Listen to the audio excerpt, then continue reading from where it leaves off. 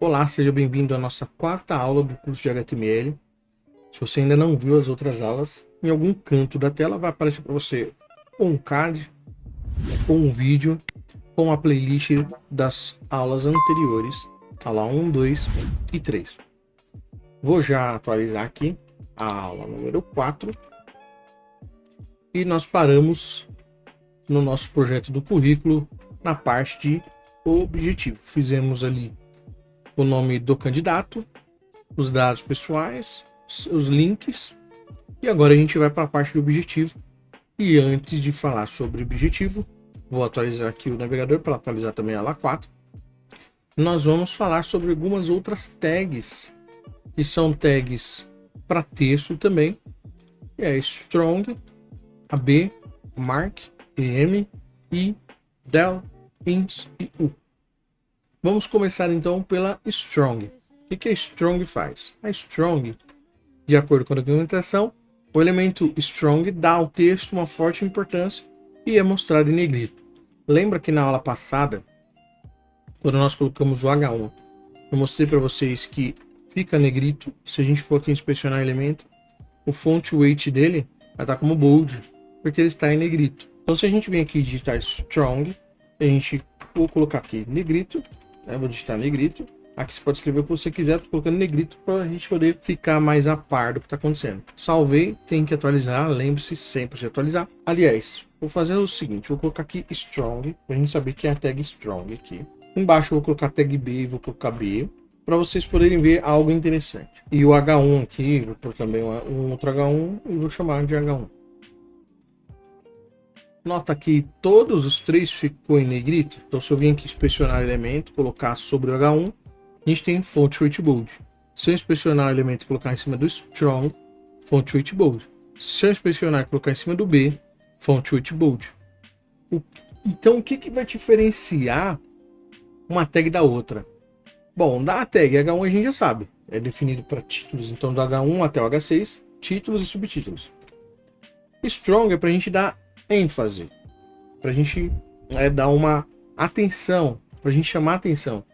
Então, no caso do nosso currículo, se a gente olhar aqui, todas essas tecnologias, o HTML5, CSS3, JavaScript, TypeScript, Vue, Nuxt, estão em negrito, porque eu quero chamar a atenção de quem está lendo o documento para essas tecnologias. Então, é uma forma de a gente prender ali o usuário, a atenção. Mas, professor, o B também não vai fazer isso? Não vai chamar atenção? Sim, ele vai chamar atenção por causa do negrito. Mas, semanticamente falando, ele não tem nenhuma importância. Ele apenas ficou ali de forma estética. A mesma coisa vai acontecer para a tag EM, para a tag I, que vai ficar itálico. Ele vai ter o estilo itálico. Então, se a gente vir aqui no inspecionar, colocar sobre o EM, o font style dele foi para itálico. Mesma coisa para o I. O font style dele vai para itálico. E qual que muda de um para o outro? Muda que o EM é semântico. Assim como o strong também é semântico. O B do bold, ele não é semântico. Da mesma forma, o I não é semântico. Apesar de ele ter a aparência itálico, ele não tem nenhum valor semântico. Então, quando a gente quiser dar ênfase para alguma coisa, a gente vai utilizar o EM. Quando a gente quiser marcar algo como importante dentro de um texto, ou como sério, ou como urgente dentro de um conteúdo, a gente vai usar o strong. Então, o EM é para dar ênfase no conteúdo, e o strong para dar importância, um sentido de urgência. Tudo bem? E não para por aí. Se a gente for aqui na documentação, a gente vai ver algumas coisas interessantes. Ele vai inclusive falar qual que é a diferença do bold para o strong, vai falar a diferença do ênfase para o strong, então é importante vocês darem uma lida. E algo que eu estava vendo aqui na documentação que eu acho importante a gente frisar é que, apesar do bold colocar o negrito, o font weight, alterar o font weight para negrito, se não tiver um propósito semântico sobre o uso do B, e aí você utilizaria o strong, não tem por que você usar o B. Você pode usar a propriedade CSS do JavaScript Front-End para poder fazer a alteração que você quer. Se for algo apenas estético, guarde isso. Com o advento do HTML5, muitas coisas que a gente fazia com HTML foram migradas para o CSS. Utilizar o bold e o itálico é uma delas. Então fique sempre atento. Ah, mas aqui no curso a gente vai usar o B e o itálico? A gente provavelmente vai usar o EM Strong, vamos usar. Mas quando for para algo que não é apenas visual, a gente vai usar o Strong EM. Se for algo que é apenas visual, que é apenas estético, B, itálico, que é o I. Tudo bem? Mas não é o correto. O correto é a gente utilizar o próprio CSS para fazer essas alterações. E aí existe um outro elemento chamado mark, que é o elemento que a gente usa para palavras-chave. Ou para a gente fazer uma citação, ou um bloco. É quando a gente quer usar, por exemplo, para fazer uma marcação de algo que a gente considerou importante, mas o autor não. Também serve. Tudo bem? E é algo importante aqui não use o elemento mark para destaque de sintaxe.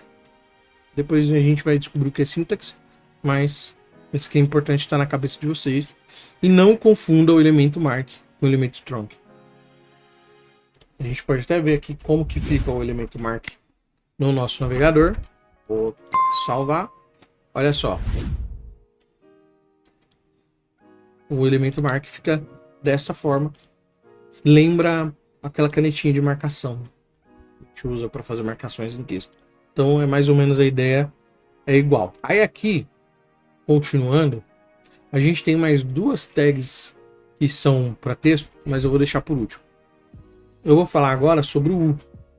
O U, ele faz uma coisa bem legal, que é o underline. O que é o underline? Ele coloca aquela linha embaixo do texto. Então eu vou atualizar aqui, tá vendo? Só que dentro da web, o underline ficou muito conhecido para links. Nós não recomendamos usar a tag U para deixar com underline, a não ser que seja alguma coisa muito específica, Mas o ideal é que utilize o text decoration com a propriedade underline, beleza? Então mais uma tagzinha aí que foi migrado, que era do HTML, a gente usava no HTML, mas agora o seu uso foi para o CSS. Raramente você vai ver uma tag U em algum site. Provavelmente a pessoa vai usar o text decoration underline. E aí não confunda o U com o A, tudo bem? Porque o A, ele é um link mesmo. Então se a gente for até atualizar aqui, ó, é um link e ele fica azul, que são os links que a gente usou, inclusive, para poder colocar os links das redes sociais aqui. E por último, não menos importante, a gente tem as tags del e a tag ins, que é de inserção, né? Então del de apagar, de deletar algo. Então vamos supor que vocês queiram, sei lá, remover, adicionar. Vamos ver como fica no nosso navegador. Vou atualizar. Olha só que interessante. O remover, ele dá esse efeito aqui. E engraçado, ó, o insert também coloca o underline, o underscore embaixo do... O underline embaixo da letra, né? Então ele muda o text decoration para underline. Então não confundir o ins com o U e nem com o A. E o remover ali, o del, ele coloca essa linha. Não são todos os navegadores que vão colocar essa linha. Esse tracejado no meio, cortando. Não são todos. Mas o Chrome aqui, a gente viu que ele adiciona.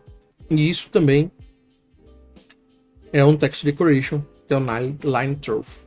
Bom, aqui para a gente poder fazer algo para essa aula em relação ao nosso projeto, eu vou apagar tudo isso aqui. Apaguei. Aqui, embaixo do fechamento do header, eu vou criar uma seção. Então eu vou definir uma seção. E essa seção a gente vai colocar um H2. Por que H2? Porque lembra, só pode ter um H1 por página. Então a gente vai deixar o H2 aqui para a nossa seção. Então aqui no H2 eu vou colocar, lembra o que era aqui? A gente vai pôr objetivo. Então próximo passo, objetivo. Então aqui dentro do H2 eu vou digitar objetivo. 2 pontos, vou salvar. Vou atualizar o navegador, não esqueça de atualizar o navegador para poder aparecer aqui para gente as modificações. Embaixo do H2 a gente vai usar um parágrafo e aí a gente vai copiar o texto aqui, atuar como um desenvolvimento full stack web. Não esqueça que você pode colocar aí o seu objetivo, tá bom? Salvei, vou atualizar. Olha que legal, atuar com desenvolvimento full stack web ou mobile. Bacana, né? Lembrando, a gente não vai usar o H2 e aqui colocar um sublinhado, justamente porque a gente já está dando ênfase usando o H2, já tem um valor semântico esse H2. Eu não preciso somar outro semântico em cima dele. Então espero que vocês tenham gostado da aula de hoje. Se você não é inscrito no canal, se inscreva, ative o sininho para receber as notificações das próximas aulas, curta o vídeo, compartilhe com seus amigos e se você tiver sugestões, dúvidas, críticas, feedbacks de melhoria, por favor, utilize os comentários aqui do YouTube ou me encontre nas redes sociais. Então fique com Deus, um grande abraço, até a próxima aula.